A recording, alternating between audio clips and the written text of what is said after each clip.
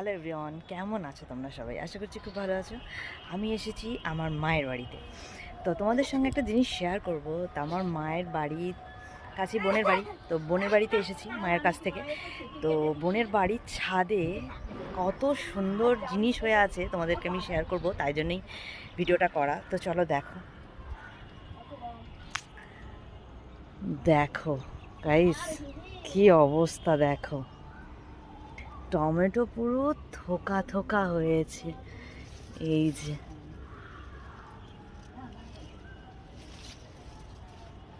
আর একটা জিনিস তোমাদের সঙ্গে শেয়ার করি। এখানে লাল যে চেরির মতো দেখতে, দেখো লাল টমেটো কত সুন্দর। আর এত বড় একটা বেগুন হয়েছে গাইস, সেটা তোমাদের সঙ্গে শেয়ার করি। দেখো কত বড় একটা বেগুন, পুরো ছাদ ভর্তি মানে হয়ে আছে টমেটো বেগুন। চলো সবাই ভালো থেকো, সুস্থ থেকো, শুভ সকাল, টাটা।